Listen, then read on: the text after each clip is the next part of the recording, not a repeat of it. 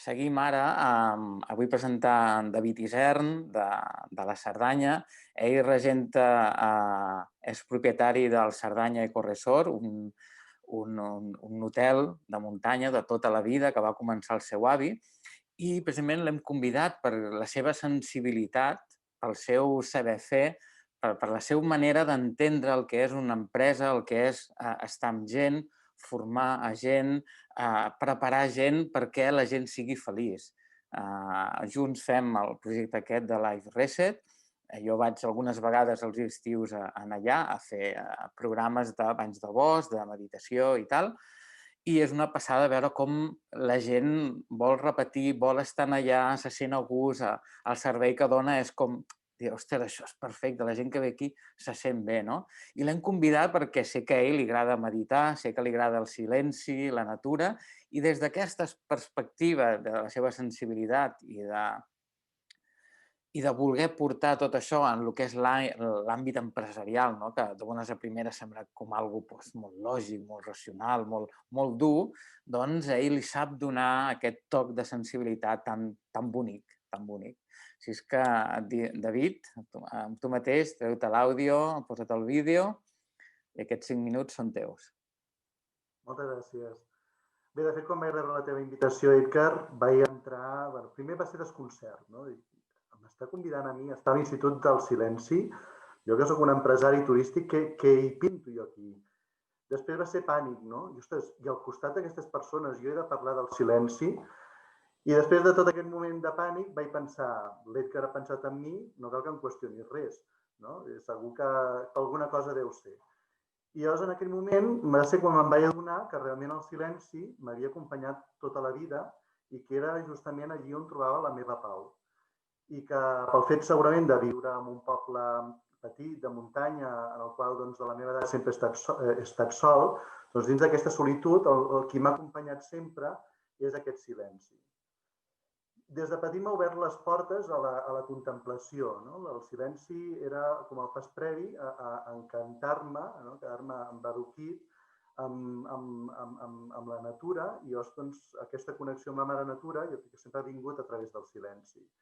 I ja des de petit vaig aprendre una miqueta també a connectar amb mi mateix, no? A ser conscient de mi. El silenci em permetia doncs, de girar, no? la mirada cap a mi mateix.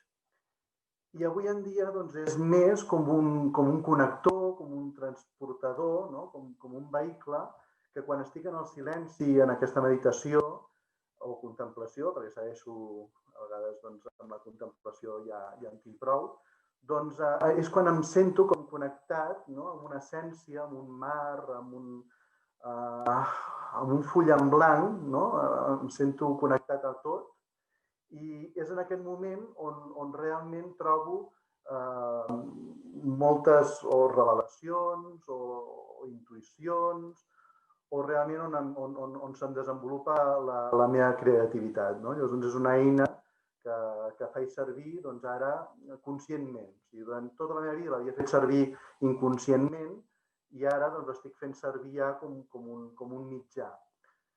I de fet també és molt un anhel, no? Perquè en un món no, tan revolucionat i tot, doncs jo el que més anhelo és el silenci. O sigui, no demano res més que una estoneta d'estar sol amb la natura, amb mi mateix, i amb això ja ho tinc tot. I bé, suposo que a nivell d'empresa també interessa saber una miqueta el què. L'Edgar ja ha parlat dels programes Life Reset, però també ho apliquem doncs, a tothom. No?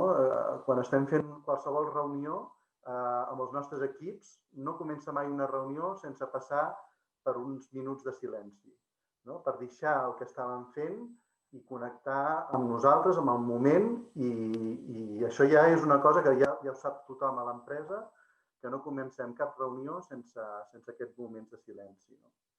I després ara ho estem començant a portar cap als clients, perquè nosaltres fem moltes experiències, tenim una empresa d'activitats, moltíssimes excursions de tot tipus, i ara en totes el denominador és que sempre hi ha uns minuts de silenci.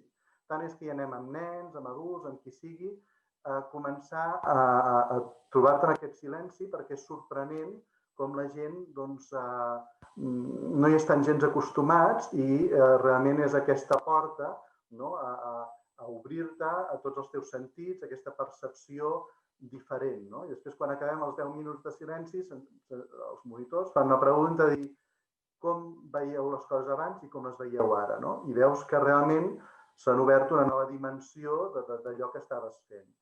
I és per això que és una eina molt poderosa, a la qual hem d'anar seguint investigant, incorporant-la, i que a vegades, amb el que pot ser un ecoresort vacacional, que tot està pensant molt amb el soroll, doncs trobar els espais de silenci és un gran repte que tenim i que ja veiem que tampoc és tan difícil d'incorporar. Es tracta de petites càpsules, i no ens dedicarem a fer retirs de silenci aquí, no és el lloc, però sí que la gent descobreixi què hi ha al darrere d'aquest potencial del silenci.